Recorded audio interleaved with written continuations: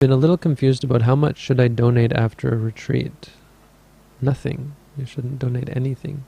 Your donation is the retreat. That is your donation. You shouldn't donate after a retreat. Now, in certain cases, you have to feel pity on the organization and kind of feel concern for the organization that all of us have come and used up a lot of the resources of the organization. So if we don't support it, first of all, it's kind of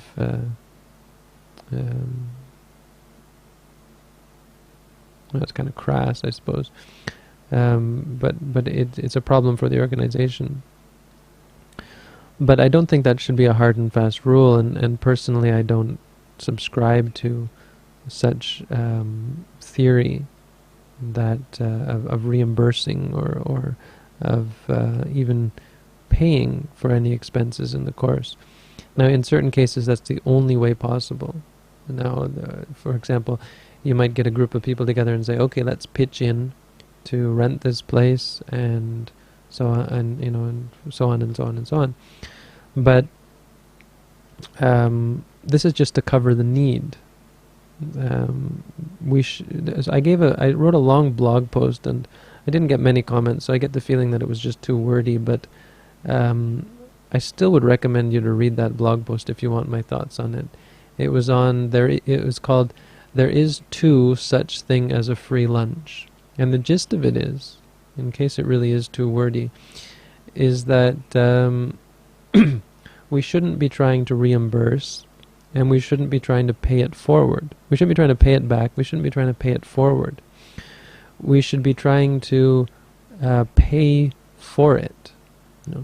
When there is a need, we should provide resources as we're able to fulfill that need. When there's no need, we should be willing to take the free lunch. We should feel no remorse for taking the free lunch. If everyone were to believe in the philosophy of free lunches, then everyone would have free lunches, because it's not taking. It's not the philosophy that you can take whatever you want. It's the philosophy of providing free lunches. When someone needs something, you give it to them. And when you need something, you take it. When you come to the meditation course, you're not looking to support the organization. You're looking for something. You need something. You need meditation. So the interaction, the transaction, had nothing to do with the organization's need.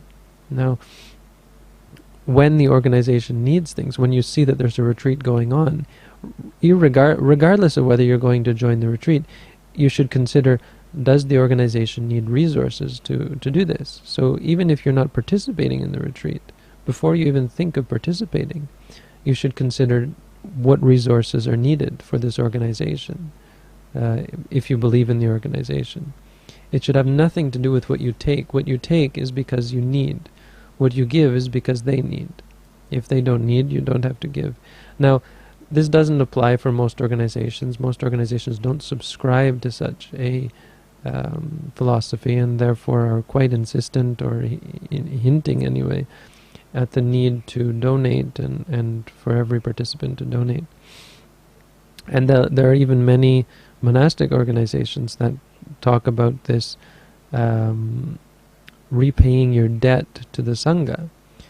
Because if you take something from the monastery, if you use something in the monastery, you're in debt to the monastery. This is the concept. Now, this is totally goes against what the Buddha, how the Buddha explained the allocation of resources. The Buddha explained 4 types of people who use resources.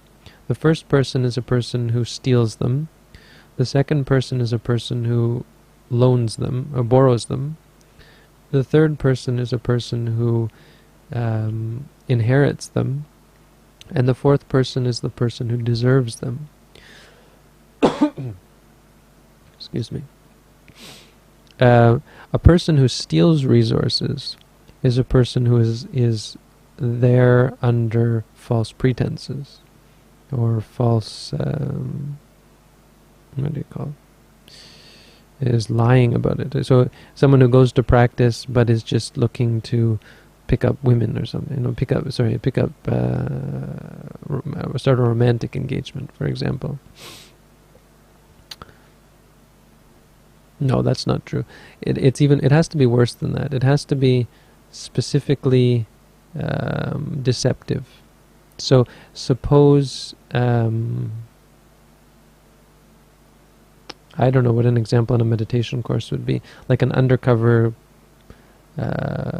suppose a person from another religion were to come just to spy. So they pretend to take the meditation course, but they're really there just to spy and to cause problems. This is a person who steals the resources. So the example the Buddha gave is as a monk, a person who pretends to be a monk and goes on alms round, and people say, oh, there's a Buddhist monk coming and let's give them food. But they're not really a Buddhist monk. That's a person who steals. A person who borrows is a person who is really there. They sign up for a meditation course, or they really ordain as a monk, but they don't practice. So they sleep all day in the meditation course, or they goof off, or they masturbate or something. Am I allowed to say that? I don't know.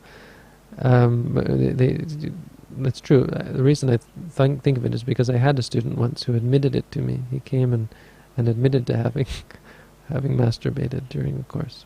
But sorry, that's a bit crude. I'll try to be a little bit less crude. But somehow, it's nice to bring up things that people are not willing to talk about, especially that one, because it seems to be such a pervasive, such a big problem for people. Anyway, so they do things that are not appropriate.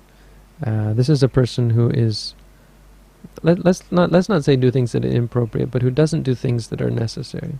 This is a person who's borrowing their resources, and they are truly in debt when they leave.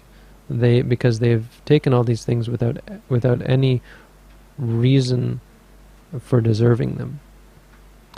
The third type of person who inherits them is a person who actually tries to practice, who may not be enlightened or may not have achieved enlightenment, but who undertakes the meditation course to develop themselves, to practice the Buddha's teaching. This, the Buddha said, is someone who inherits the resources. Why? Because those resources were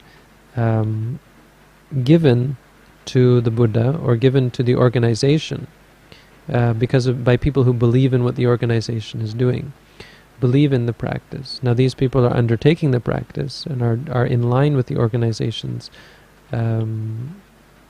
goals and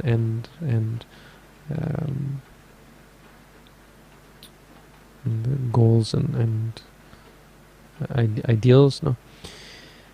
So these people are inheriting it based on the worthiness or in people's minds of the organization. So not just talking about Buddhism, but the organization in general. The fourth type of person are those who deserve them, are those who have practiced and are enlightened, in the case of Buddhism, or who have realized the goals of the organization. So they have practiced the meditation and become enlightened, and are therefore deserving of whatever people give them, because their mind is pure, because they have attained the goals of the organization. They are therefore, you say, equivalent to the organization, in this case equivalent to the Buddha. And therefore people who have faith in the Buddha and give to the monks out of faith in the Buddha are giving to, basically giving to the Buddha, because they're giving to someone who is, in that sense, in one sense, equivalent to the Buddha, in the sense of being free from suffering.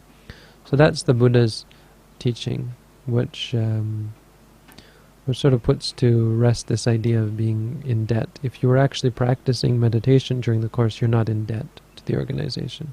If you're putting into practice their teachings, then and honestly and wholeheartedly, then you're not in debt to the organization.